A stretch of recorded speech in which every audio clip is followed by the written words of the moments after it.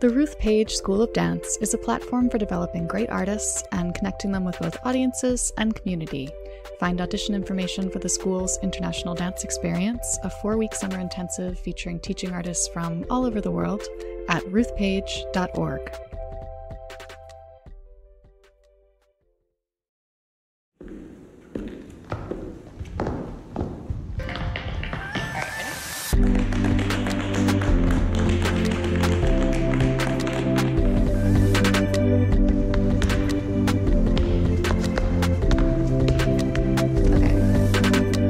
Hi dance friends, and welcome to the Dance Edit podcast. I'm Margaret Fuhrer. I'm Courtney Escoyne. And I'm Lydia Murray. We are editors at Dance Media, and in today's episode we'll be talking about how Brexit is further complicating life for UK dance organizations that are already struggling due to COVID.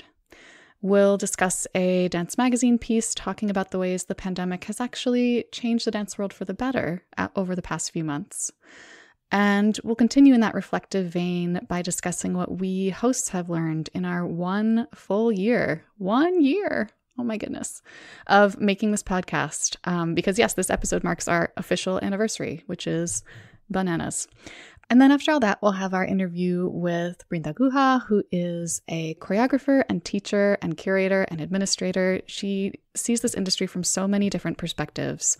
And she went deep into how we can use this pandemic time to reevaluate our broken systems in the dance world and meaningful steps that dance educators can take right now to decolonize their classrooms. There's so much food for thought in her interview.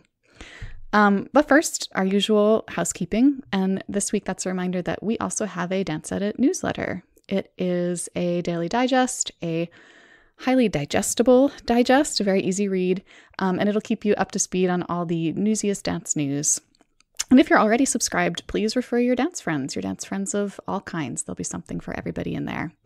You can find out more about the newsletter and sign up for it at thedanceedit.com. All right, now it's time for our weekly dance headline rundown, which is super jam-packed this week. Lydia, go for it.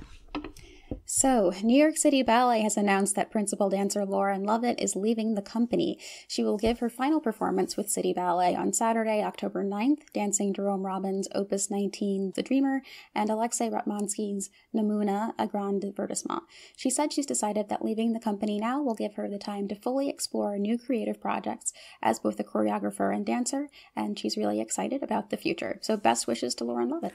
Yeah, selfishly sad that we won't see her on stage anymore at City Ballet, but really excited to see what is next for her because she's so talented. Yeah, she's absolutely brilliant. And then I think also we're very curious to see what's going to happen with City Ballet's roster over the next year because Maria Kurowski, Ask LaCour, and Gonzalo Garcia are also giving their final performances next season. So there's about to be a bit of a shift, I think. Yeah, we'll see. Texas Ballet Theater has had to shut down its Fort Worth facility after a water pipe break during Winter Storm Uri caused what the company referred to as catastrophic damage, including the destruction of the sprung floors in every studio. Classes and rehearsals have moved to the company's Dallas studios for the time being, and there is a relief fund on top of the already existing relief fund from the pandemic. Oh gosh, we will link to that relief fund in the episode description so you can give if you have the means. The London Contemporary Dance School is overhauling its curriculum and admissions process to make its training more inclusive and to better prepare students for the world post-COVID. West African, hip-hop, and South Asian dances will have more representation on the curriculum, and the admissions process will focus on students' potential more so than current skills. The school is also developing a training program according to science-based research and the concepts of elite sports training in order to better support physical and mental health.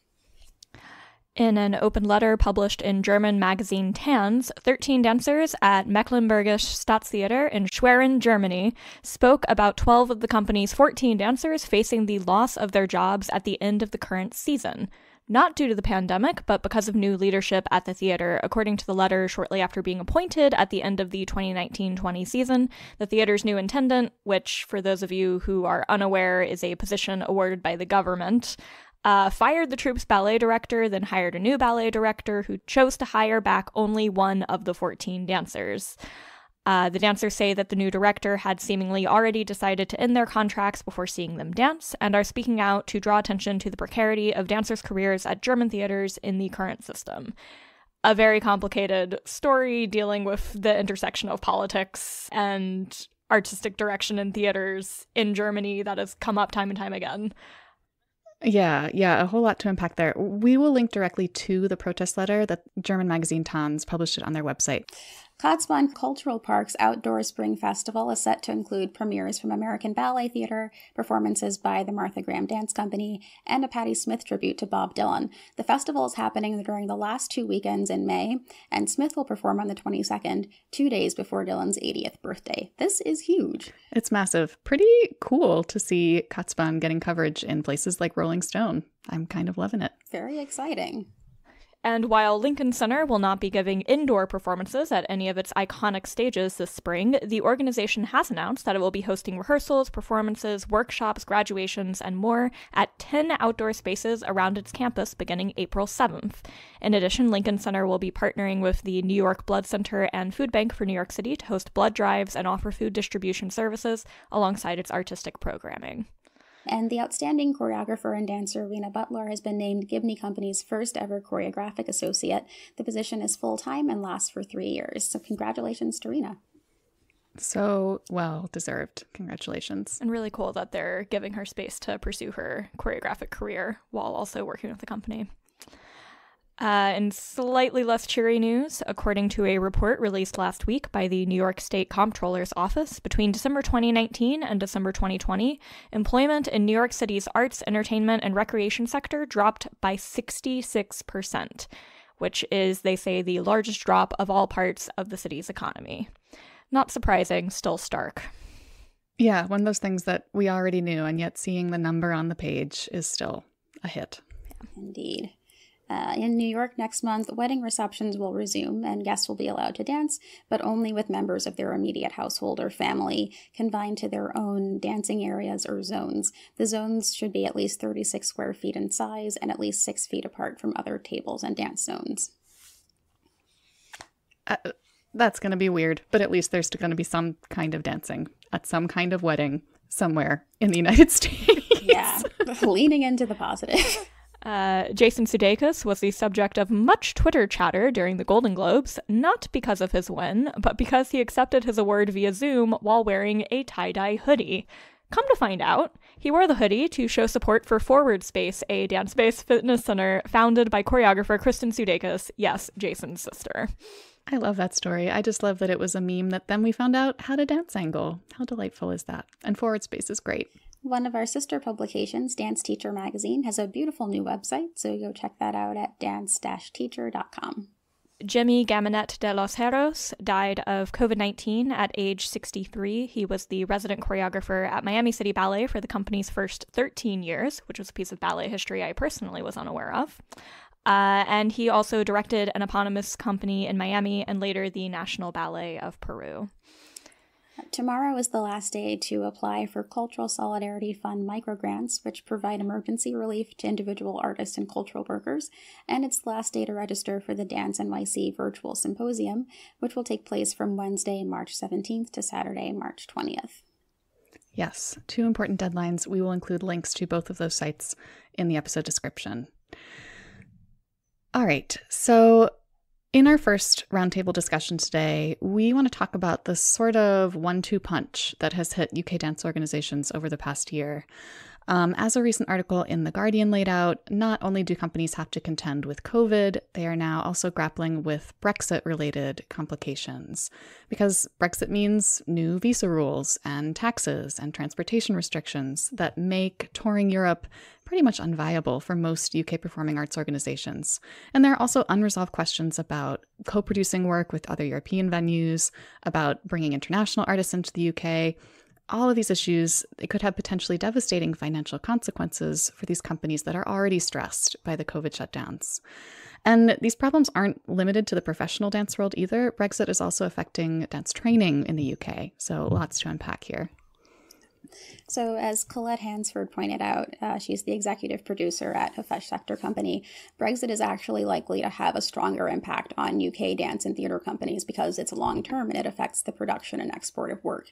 Whereas COVID is easier to work around and is expected to, of course, eventually subside, even though the effects of both, obviously, combined pose a serious problem. Which does tell you something about what an absolute mess Brexit is, if you're saying, by comparison, COVID's easy to work around. Yeah. Yeah, kind of a disaster. To start, currently the 27 member states of the EU each have their own guidelines for visa and work permits, so that makes multi-country tours more expensive and complicated. For one, it increases the cost of transporting any physical components of a production, like musical instruments or a set. And this is compounded by regulations referred to as cabotage, which only permit UK trucks to make 2 trips after coming into the EU. Also, the requirements for foreign nationals who work with arts companies in Britain are unclear. To illustrate how the situation is playing out, the National Theatre recently halted its European touring, saying that it was currently not financially viable.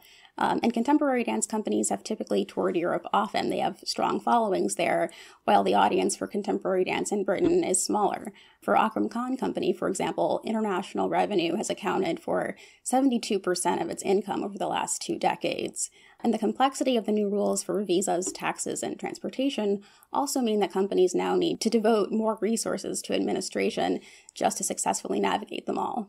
The article notes that companies who can afford to are actually beefing up their admin staff, like adding full-time employees who just deal with visas and travel logistics and tax issues. But smaller organizations, of course, absolutely do not have the resources to do that. Right. Yeah. It's hurting emerging companies and artists, including dance students. There's a concern that dancers entering the professional world would face more difficulty getting contracts in EU-based companies, since it would be harder for employers to arrange the right visas. And it would be more expensive for UK-based companies to employ dancers from other countries. And Brexit's visa changes might also discourage artists from abroad from coming to the UK, which could have a majorly detrimental impact on the British dance scene. It would create the loss of a lot of international talent, along with the diverse artistic perspectives and approaches that they bring. Yeah, well, and I think it's worth noting that the UK really does have something of an outsized impact on the contemporary dance scene when you look at the actual size of the country. The UK has such a massive footprint in contemporary dance, and a huge part of that does have to do with that free travel between Europe and the UK. So, there's the pro-Brexit mentality maybe that's like, oh, well, this is fine because it just means that British dancers are going to have more opportunity, when the reality is there aren't actually enough high-level British dancers coming up to actually fill all of the need that there is. And also, if it's more difficult for British companies to tour abroad, that means that they can hire less dancers to come abroad with them. It means that they can hire less dancers from the continent, sure, but also means that the dancers who are actually in the UK and UK citizens maybe aren't going to get the same breadth of experience that they might have otherwise. It might also in turn lead to fewer dancers getting hired, period, because of the increased costs due to taxes, due to visa regulations and restrictions. I mean, just the simple fact of, if you want to do a tour that lasts longer than, X number of months, the fact that each person who is being taken on tour is going to have to go through this whole visa process, which has to be sponsored by the company and is extremely, extremely complex, the administrative overload is going to be so much. As it is, even pre-Brexit, if you as an American dancer wanted to try to go dance in the UK or in Europe, the fact that you would have to be applying for a visa and a visa would have to be sponsored oftentimes has something to do with whether or not you're able to get those gigs, because companies can only afford to sponsor so many visas. So this is just a cascading thing of effects. I do think it's worth noting we're not going to know the complete picture of what this means for dance in the UK and dance in Europe for at least another several years, not least because COVID is ongoing, and also because the legislation is still being worked out. I mean, it was still being worked out when Brexit officially happened in December, which we kind of didn't notice. But the complete disarray right now is very troubling and a somewhat alarming sign. It is crazy that Brexit happened in December and it barely even registered in US news coverage. There was just so many crises at once. So much going on. All right. So in our next segment, we're going to sort of take a deep breath and pull the conversation back in a slightly more optimistic direction. So Dance Magazine recently published a piece by Kathleen McGuire, who is the founder of the dancer mental health organization Minding the Gap. And her article discusses some of COVID's dance world silver linings. Because as we approach this 1-year mark of shutdowns, it's really easy to let ourselves get mired in all the ways this time has been difficult and tragic for dance and dancers. And that is, of course, a normal and completely valid response to a crisis, especially one of this magnitude. But it is also valuable to think about how the pandemic has changed us for the better, too, because we are going to be different on the other side of this, and not just in negative ways, but also in some positive ways. Yeah, so Kathleen laid out kind of 7 key silver linings that we can take forward out of this time, alongside advice for how we can actually keep it going once we're back to quote unquote normal. So those included, we've all gotten really good at problem solving creatively. It's given space to talk about difficult issues, in particular, dance's continual issues with racial inequity. We've all become very independent. We've had a chance to breathe and take time away from the studio, which at the same time has allowed us to expand our concepts of who we are outside of being a dancer, a choreographer, a person who does nothing but dance. It's given us learning opportunities, and it's also clarified what do we actually want out of our dance careers and out of our lives, maybe outside of dance. Essentially, the point is we've had a moment. I say a moment, it's been a year, but we've been able to pause. And that has given us a lot of opportunity to really take a step back and evaluate and think. And we've done a lot of that here on this podcast. And I think, hopefully, the dance world collectively and dancers as individuals have been doing the same thing, so that when we come back on the other side of this, we're not just trying to get back to business as usual. Yeah, and I think, unsurprisingly, this story hit on a lot of themes that we have been coming back to over and over again on the podcast.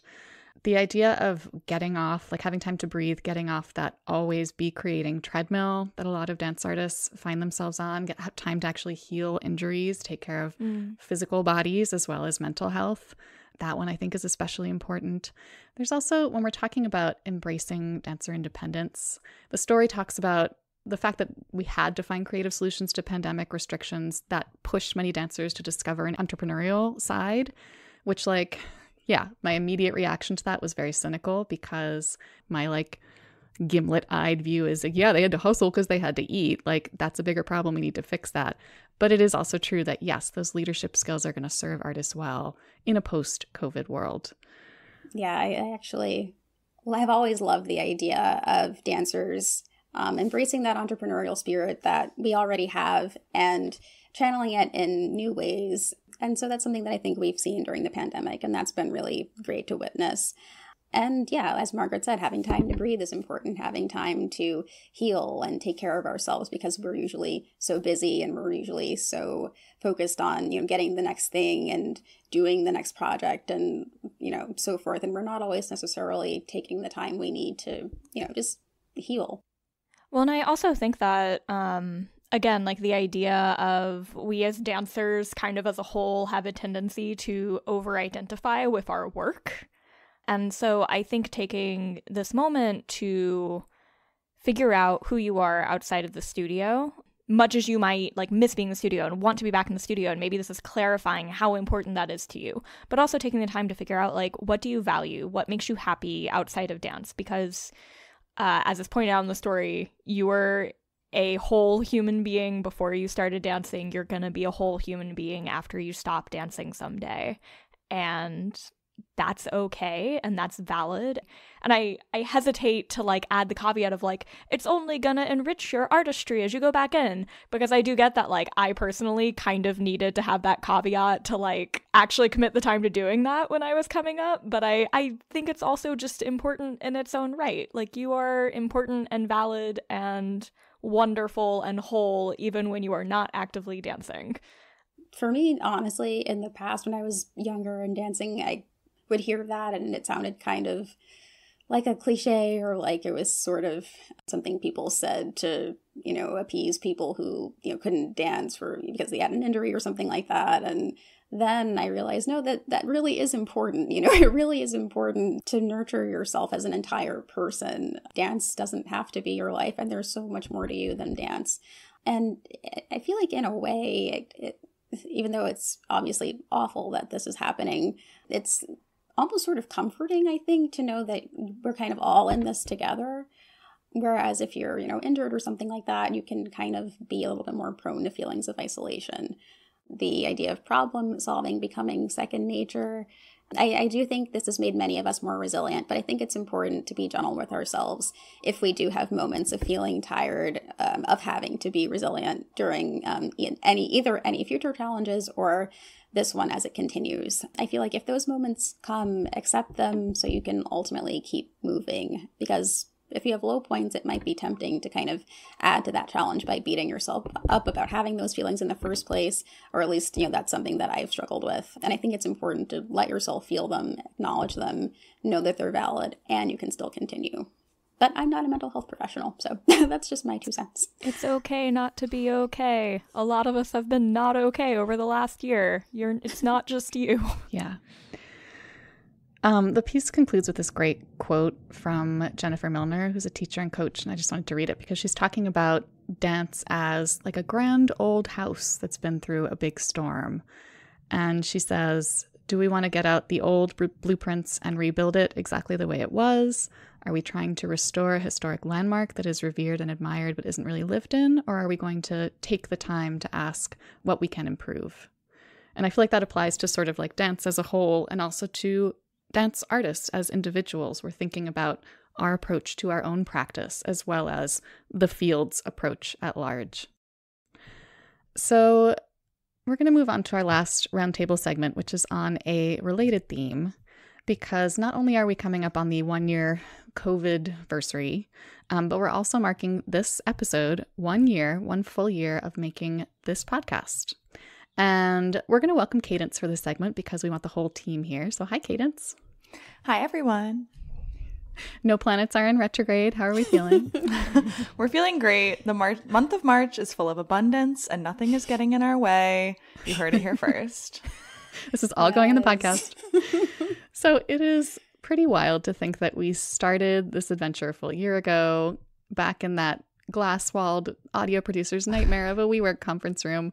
It is even wilder to think that we had no idea at that point what the wider world was about to go through. So we wanted to just take a minute to reflect on what we've learned over 12 months of dance podcast making, 11 months and 2 weeks of which have been remote dance podcast making. How did our expectations of what we thought we'd be covering and how we thought we'd be covering it, how did they compare to the reality, everyone? It's so hard to even remember what I thought we'd be covering anymore, because, I'm just so used to what we ended up focusing on.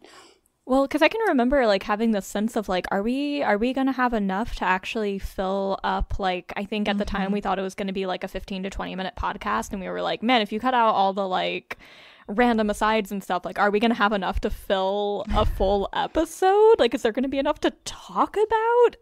And then... And the universe said, you're going to learn today.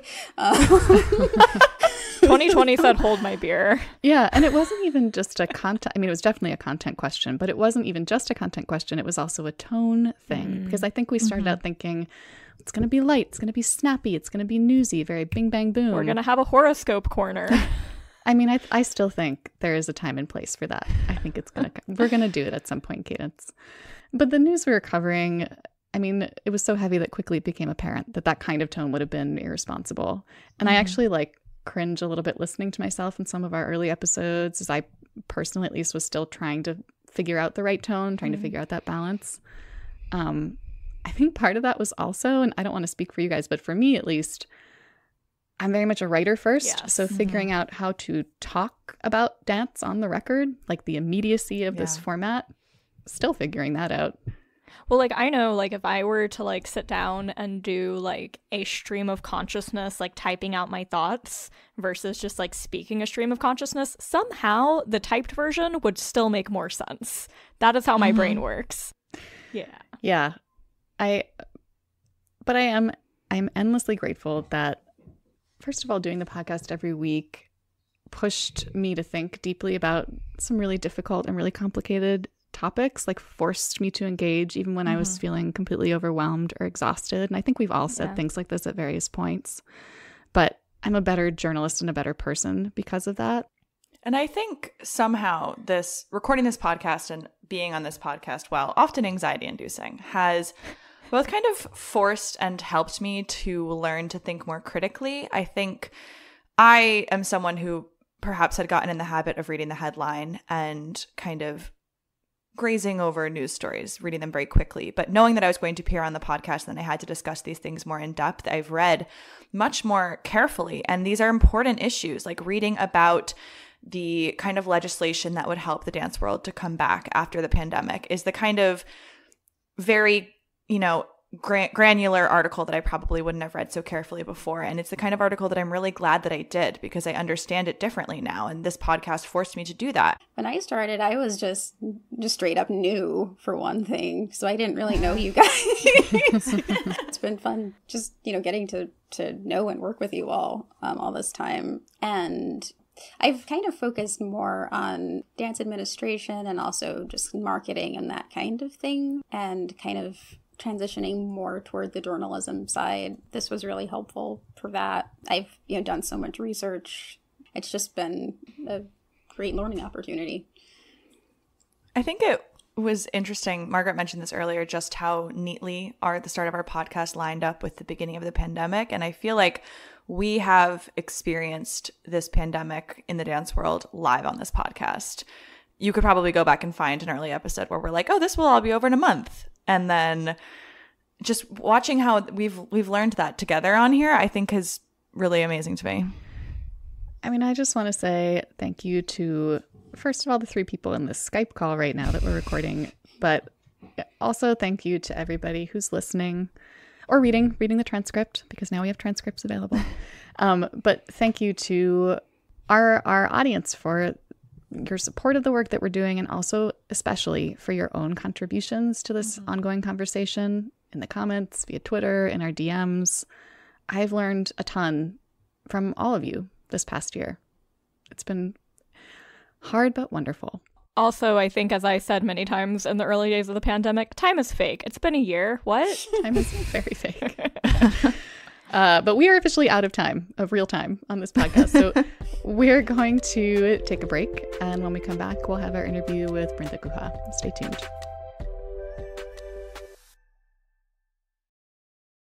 Welcome back, dance friends. Our guest on the podcast today is Brinda Guha. Hi, welcome. Hi, how are you? Good. Brinda is an artist, a choreographer, a teacher, a curator, an arts administrator. She's involved in all these different corners of the dance world. But can I ask you to introduce yourself to our listeners? Sure. Thank you so much, Margaret.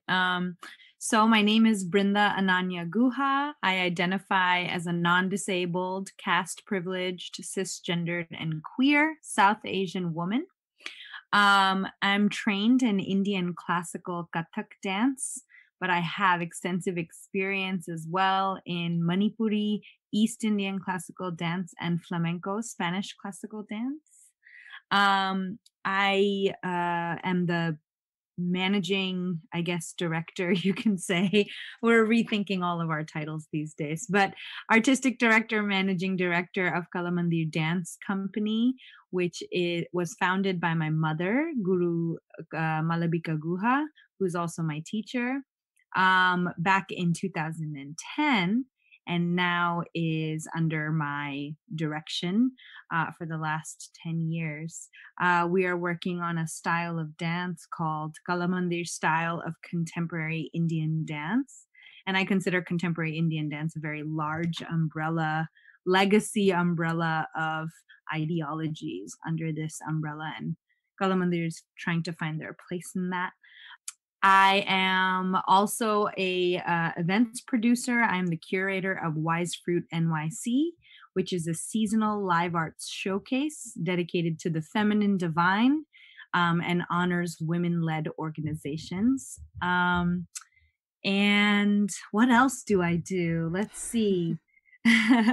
I'm an active performing artist with the percussive trio Souls of Duende. I share the stage with amazing artists Amanda Castro, tap artist, and Ariel Rosales, flamenco artist, and I do Kathak. And we converse and create and engage with each other through rhythm, through our feet. Which has been really, really great. And we're the Gibney Artist in Residence of 2020, now pushed to 2021. And otherwise, I choreograph a lot, I perform a lot, I teach a lot. I run Kalamandir School now, which was my mother's school, established in 1986. Lastly, I'm an arts administrator with Dance NYC, and I coordinate their annual symposium. Coming up soon. Mm-hmm. I wanted to start because I admire so much that you're working at this intersection of art and activism, that you've made that a central part of the work that you're doing. Can you talk about why you think those two things are fundamentally interconnected and how your work as an activist informs your work as an artist and vice versa? Yeah, I've had to bring language to this recently because I didn't have any before. I think what this year is teaching me, what the people of this year are teaching me, is that I'm not an activist. I'm not an activist. Mm-hmm. There are activists who are doing frontline work, and it's really important for us to make that distinction because those are the people that are fighting for the liberation for us to express ourselves. And our function in this activism that we all take up space in is our function as artists is to elevate the consciousness of the people, is to keep people open, keep people motivated, keep people inspired, empathetic. And I think in that sense, we're activists. Us artists, us performing artists are activists because we are changing the hearts and minds of folks, hopefully for the better, and getting people to consider other perspectives. I think that is the function of the work that we do when we're a performing artist or when we're in a position to facilitate other minds. In terms of being an activist, I would say more so I'm an organizer than an activist because I really honor the activists that are on the streets and putting their bodies on the line and in the courtrooms and in the board meetings, actually fighting for people's humanity, And so it's important to make that distinction first. In terms of activism and art, art is about people, So activism has to be a part of this. Activism working towards a more just world has to be part of our discussion in art making because art making reflects the times, as Nina Simone once beautifully said, paraphrasing there. But I think that it's really, really important that for artists, we understand that we have the agency to express ourselves, and how we're feeling and how we're doing depends on the time that we're living in and what's happening around us. So I think the two are intrinsically connected. And I think that art is intrinsically political because it's about people. And so whether you are creating a piece about frontline workers or you're creating a piece about a flower that's blossoming and changing and growing and making something more beautiful, you are still contributing movement to the humanity of and to the imagination of people, And so I just think art is inherently political, and therefore activism plays a perfect role. Now, access to art making is more of a logistical issue, right? Who has access to creating space for expression? Who's allowed to express? These are things that are very, very political. These are things that require the coordination and the collaboration with activists and organizers and conscience raisers and painters and dancers. This requires, and educators, philosophers, this requires us to work together and to figure out how do we make tangible change so that people have access to the same things or the things that they need to liberate themselves, you know? And so, yeah, that's where I am with art and activism. I see it less of a every day we have to get up and do something. I see it less of that. And I don't think anyone gets a trophy for participating in basic civic engagement, you know? I think it's really, really important. To be alive means to take up space, and to take up space means to contribute to the space that you're taking up, you know? And so for me, that's not really the spirit of activism in our work. I think the spirit of activism in our work is conjuring energy and galvanizing people and getting people in the same room to see, look at what would happen if all of us did this, you know, if all of us got behind this thing, and what creative powers can we get people to show more empathy and compassion to be willing to make these changes for us and for everyone else.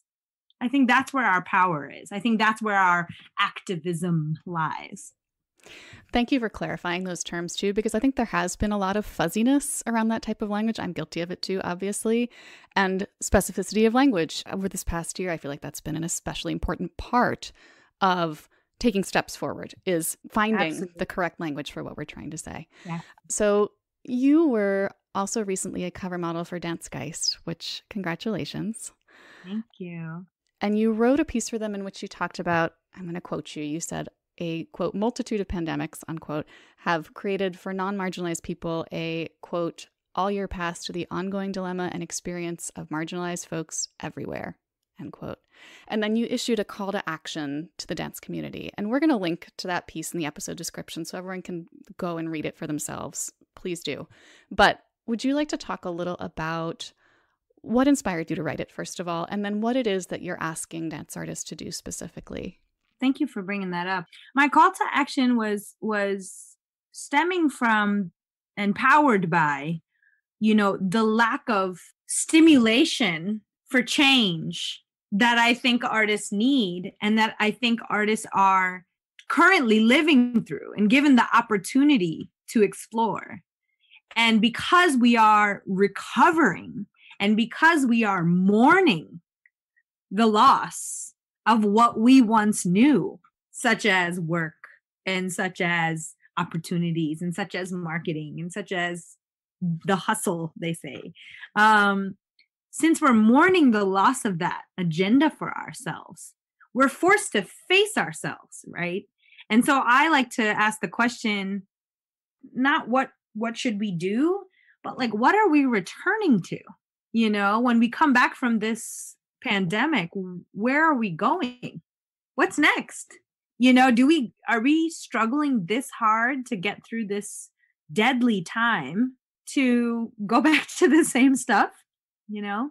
And so if one pandemic can wipe out a year of our livelihood, then what is it about the infrastructure of our livelihood that needs to change?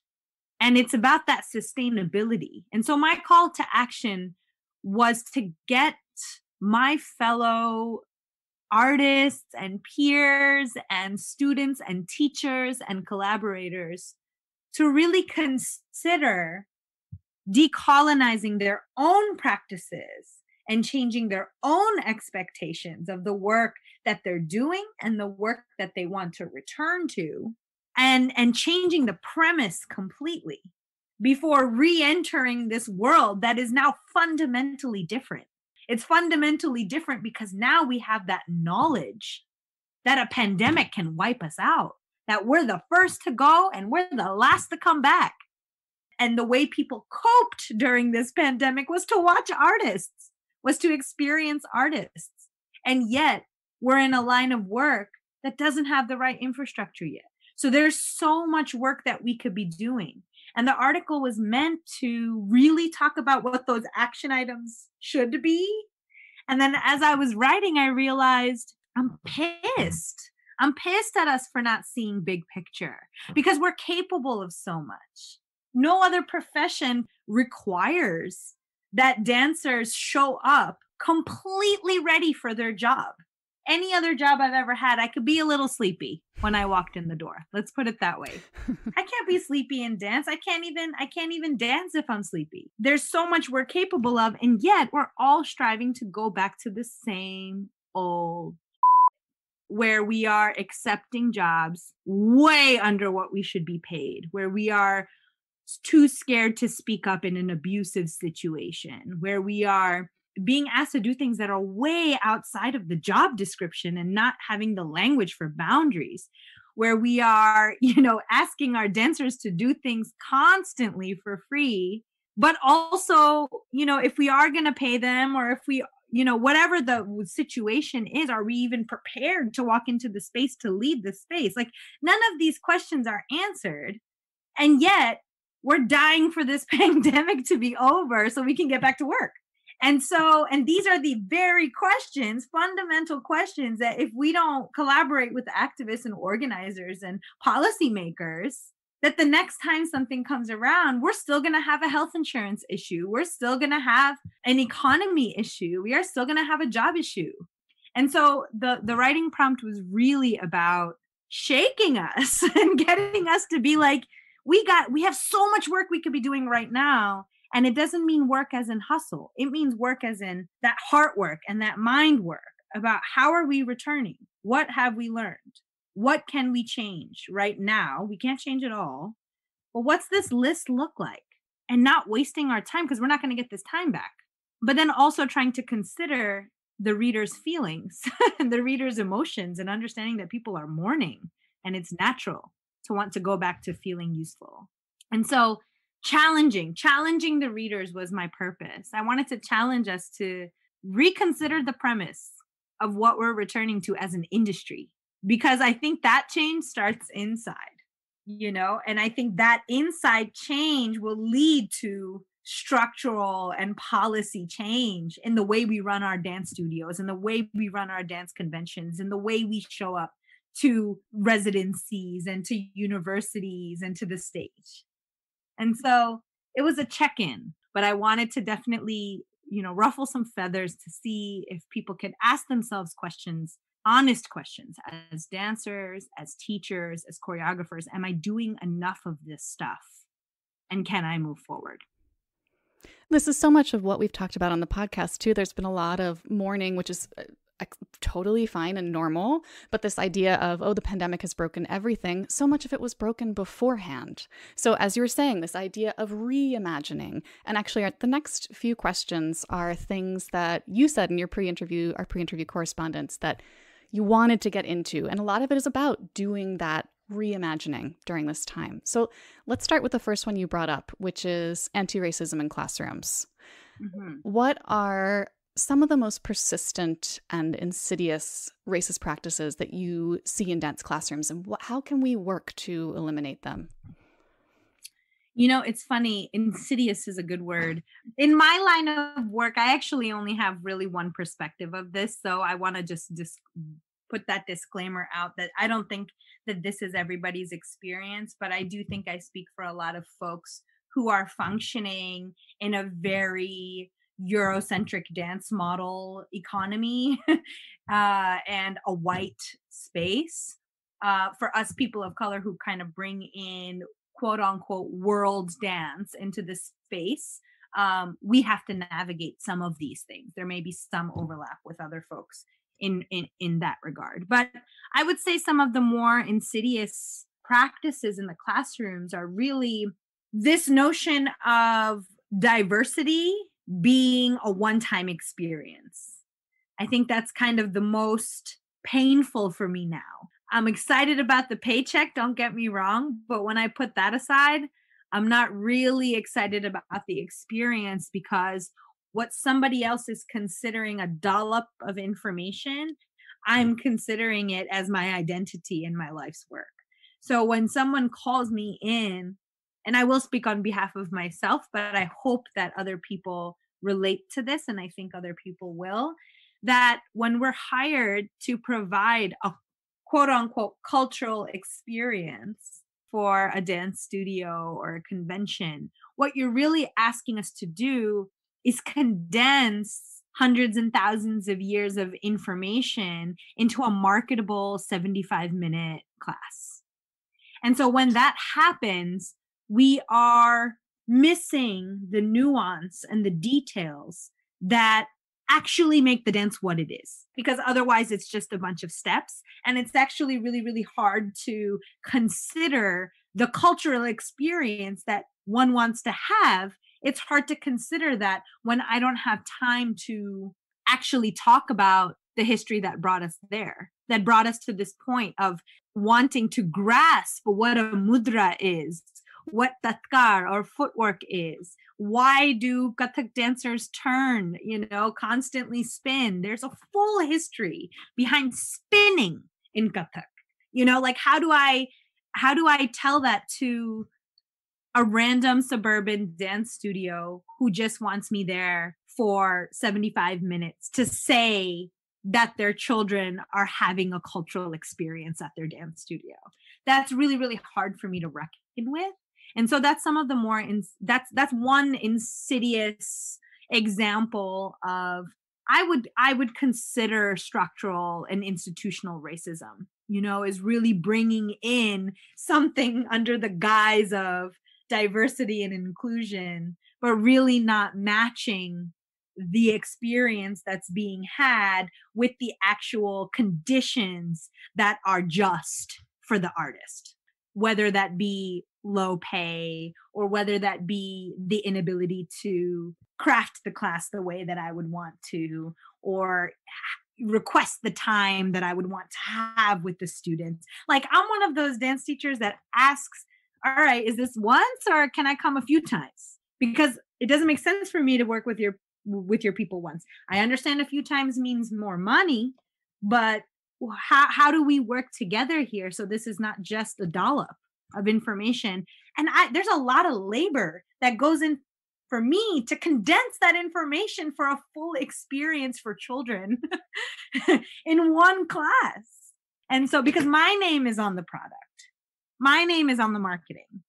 If it's a piece I'm setting, my name is on the piece, right? So I have to do my due diligence to make sure that my work stands for itself. But then how do I do it under these conditions? And so, and the fact that there's literally no conversation around that, because there's so many other people that are dying for that job or dying for another paycheck, that I am easily replaceable on top of all of that. These are some of the ways in which the desire for diversity and inclusion is actually really harmful to the people that can help you be more diverse and inclusive. That's one thing, obviously appropriation in the classroom in dance. The appropriation aspect of it is kind of the most obvious. Again, from my experience as a quote unquote world dance instructor, it's, and I say quote unquote because for me, in my experience, I'm not a world dancer. I'm a dancer, right? But on the backdrop of white dance and Eurocentric dance forms, I'm considered world dance, right? People of color who bring in their cultural background in their art are considered world dance. And so that in itself already sets us up in a weird way, right? But going with that lingo, as a world, quote unquote, world dance teacher, I go into spaces and I see the appropriation as literally probably the first thing that I see, whether it be something as simple as in contemporary class, people trying to put in hip hop, or, or in hip hop class, people trying to put in, martial arts because the theme is, something to do with Kung Fu or Tai Chi, or whether that be a Bollywood number that has no idea how it got there. It's just like these moments of total random inspiration, right? It's totally random. And it's there because it's that wow factor. Again, it adds to the marketability. And cultural appropriation is defined as appropriating one's culture for their own benefit. So if you're marketing yourself and you're getting these resources and these dividends that are produced because of your work, and those things come back to just you and not the communities that gave you that knowledge, then that's appropriation. it's really hard as a dance teacher to just stay positive in those moments. I tend to be the voice that comes into the room and says, I think we should change these things because I think we don't know enough about this stuff, and I think I understand the moment we're trying to have, but at whose expense, So the next topic that you mentioned is actually related in many ways. You wanted to talk about decolonizing syllabi. So what can teachers do? What can institutions do to make sure they're presenting a non-Eurocentric view of dance to their students? Yeah, that's a great question. There's actually a lot of immediate things we can do. And then there's also steps that will take some time, I think, to implement to get people on board. Some of the immediate things are devoting 5 to 10 minutes of class at the top of class or during warm up, or, finding a way to weave it into the conversations that are being had about dance history, and specifically about the history of what you're going to be doing today. That is something that is really missing. And I think dance educators can fix that right now. They can fix that right now, tomorrow, by coming in prepared to talk about the why behind the what. I think our dedication to perfectionism can go. I don't think that that's natural. I think that's one way of decolonizing the space. Looking into the mirror at ourselves or facing this leader in the room feels unnatural and feels very much towards this supremacist structural way of leader and those who follow without any interaction or understanding of the communal aspect of the space, which is what the experience of a pay for your dance class is supposed to be, right? So teaching in circles, teaching by looking at each other instead of always facing the front, teaching with traveling steps, understanding how to use space. That's one way of really decolonizing the classroom and making sure that everything is not this individualistic way of expressing yourself. It's not about you and how you do the combo. It's about how you move with the movers around you. Definitely get rid of, old, tired gender norms of boys and girls and finding this binary that's super harmful to our trans and non-binary communities. Just eliminating that way of categorizing people and eliminating identifiers that are established by the person who has the power in the room, and allowing the agency for the people participating in the room to identify themselves. That really brings this autonomy to the work, and then it brings autonomy to the learning. And then there is this actual coexistence that's happening, that happens in decolonized societies all over the world. Now, do I think discipline is super great? It's a great tool for our students to be in uniform, to be disciplined, to be, that kind of stuff is awesome. But then finding out that within that, there are levels of humanity that must be addressed. So if you have uniforms, then how do I make sure that this theme of a uniform works for everybody that's in this classroom? It doesn't need to be the exact uniform. Maybe it's a theme, because everyone's body's different. Everyone's skin tone is different. Everyone's hair is different. We can change our expectations. Maybe the rule is hair out of your face, not hair in a certain type of bun. Maybe, the rule is flesh colored, whatever, so that you can, and here are the resources so you can find what you need to get what you need. Maybe these are the things that we can be saying, as opposed to saying, this is how it goes. And if you don't do it, then there will be punitive measures. I think that is a very colonized mindset, that if you don't do what I say, you will be punished. As opposed to, I'm giving you the resources that you need to complete the job in a way that will best serve you based on my experience. And I'm here to guide you. So how do we reach success together? And what resources do you need? And what can I use my power for to provide for you? So, yeah. And those are such simple changes. Right. Like you say something like decolonizing syllabi, and I think to some people that sounds scary or really drastic, but it's really not. So much of it is so Yeah. straightforward. I mean, not all of it, but so much of it. I don't mean to rush us through all these big topics, but I want to make sure we get to everything you wanted to touch on. Sure. You brought up the hypersexualization of children in dance when we were emailing. And it feels like it shouldn't be hard to get everyone to agree that sexualizing children is a bad idea. So why is this still happening so frequently in the dance world? Money. It's money. It's capital gain, you know? So when you have this like high-powered machine that's blowing you in the direction of get the most amount of eyes on your kid as possible, your guard goes down. And I think that dance makers, especially convention owners and studio owners, unfortunately, are the perpetrators of these practices, because they're also manipulating the parents in a way.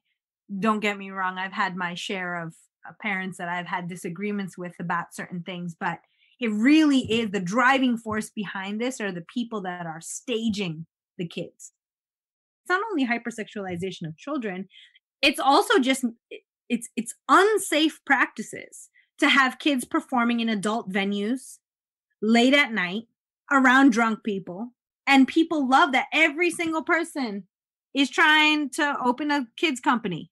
Why is that? Because we know that when you charge $200 a kid, that you're going to bank that quarter. And it's going to give you a lot of clout because you got a bunch of talented kids to listen to you. So as a teacher, as a dance teacher of children, I can honestly say that the gift of teaching children is profound. And I'm sure that these choreographers feel it. I'm sure that they feel a gift when they see these talented children doing what they need to do. But the minute they make those decisions to get them into an unsafe space, then we have to push back on their priorities. And then we have to push back on what it is that they're actually after. Because at the end of the day, if our kids are not safe, then we have no business making money off them. Dancing to moves that they have no idea and they won't know for the next 25 years what that means. Yeah, they don't know what they're selling. Yeah. Yeah, they have no idea what they're selling, and it's unsafe because there's a lot of predators out there. We're jumping from huge topic to huge topic, whiplash, but politically speaking, it's a turbulent, that's like a terrible euphemism. It's a wild time, politically speaking. Does the political climate here in the United States, how is it affecting your artistic practice? Oh, that's loaded. Well, I'll tell you something. I am so unmotivated to choreograph. I am so stressed out by the state of our country and the state of our standing in the world and our safety. Because it's like our worst nightmare as women and people of color and gay people of color to see what's going on in the world right now. It's like our worst nightmare. And it happened at the Capitol building, on display. There's that voice in our head that's just like, where's the lesson in all of this? Let's turn it into a good, positive thing. Let's flip it on its head. Let's go. That shows our worth. Our ability to flip it on its head shows our worth, And so that's really dehumanizing for people who are suffering from this news. And we're all suffering from this news. In my article, I spoke about a multitude of pandemics. I think I'd be remiss not to mention, of course, the deep racial reckoning that's happening in our nation this year. The people of color's kind of complicity in upholding those structures, because people have a really easy time people of color have a really easy time grouping themselves in with Black folks when it's convenient and backing out when it's no longer convenient. And so understanding my complicity in that, understanding my family and my friends' complicity in that, trying to find ways that we can amplify the voices and the liberation of Black people has been a cornerstone of my unlearning process that I'm engaging in now, is understanding that just because I have melanin in my skin does not mean that I haven't been complicit in the upholding of white supremacy in this country, because the immigrant story is very, very, very different than Black folks' story here. There's so much to organize in my mind. And so really that has stopped my artistic practice in a creative way. That's personal for me. I'm not speaking on behalf of anyone else. I'm still simmering on this year, and I'm not that moved to create new things more than I am moved to redefine things I've already made. I mean, really just like going backward and starting from scratch has been more so my jam this year than creating, quarantine masterpieces. But I do have a couple quarantine projects that I made. Don't get me wrong. I have two, one with my company and one for election day that I made. But yeah, the world and the news right now has really impacted us on fundamental levels. We're still in it, so we'll see. My ultimate goal is to define the industry that we want to return to. If we can design that as a community, it's unstoppable, because dancers never stop. Dancers can't stop because we need to viscerally feel the world. And so if that's the case, then there's no reason why we can't organize and envision a world of liberation, but it's going to require dismantling a bunch of other stuff that lives within us. And so I think that's the period that we're in. Yeah. In that first step in designing it, which is defining it. Yeah. Yes. Yeah. Yeah. I want to thank you so much for sharing your insight and perspective, because you've put in so much work, all of this thought in developing language around all these ideas. I really appreciate you sharing that with us, sharing that with our listeners, and with me too. I've learned so much just from listening to you right now in this hour. Thank you so much for having me. And really, I look forward to the dance edit in my inbox, and I look forward to all the work that you all do. So thank you so much. Oh, thanks. That's nice to hear. Before we go, can you just let people know where they can follow you to keep up to date on everything that's going on? Oh my goodness. What do you want to know? all the goods. All the goods. Okay. So I'm going to go for it. Ready? My individual work is at Brinda Guha, BRINDA GUHA. My company work can be found at Kalamandir Dance. It's KALAMANDIRDANCE. The trio that I spoke of, our lovely percussive trio with Amanda Castro, Ariel Rosales, and myself, is Souls of Duende. That's SOLESOFDUENDE. Wise Fruit NYC is my organization for the feminine divine. You can follow us at Wise Fruit NYC, WISEFRUIT NYC. And lastly, I work for Dance NYC, which is a service organization for dancers based in the values of justice, equity, and inclusion. And we are producing our first ever all virtual symposium that's based in justice, education, and transformation. It's coming up March 17th to the 20th, and you can follow our work at dance.nyc. Yeah, friend of the pod, Dance NYC. Yes. We'll include all those links in our episode description too, so you can find them there as well. Awesome. Thank you so much again. This was fantastic. Thank you so much, Margaret, and have an awesome day. Thanks again to Brinda. One more reminder to sign up for the Dance NYC Symposium, which she's coordinating, because it's actually going to go even deeper. She went very deep, but it's going to go even deeper into so many of the topics she discussed during her interview. And, the upside of a virtual symposium is you don't have to be in New York City to attend. So please visit dance.nyc. That's the website, dance.nyc, to register before tomorrow's deadline. All right. Thanks, everyone, for joining us for this podcast birthday episode. We will be back next week for more discussion of the news that's moving the dance world. Keep learning, keep advocating, and keep dancing. Mind how you go, friends. Bye, everyone.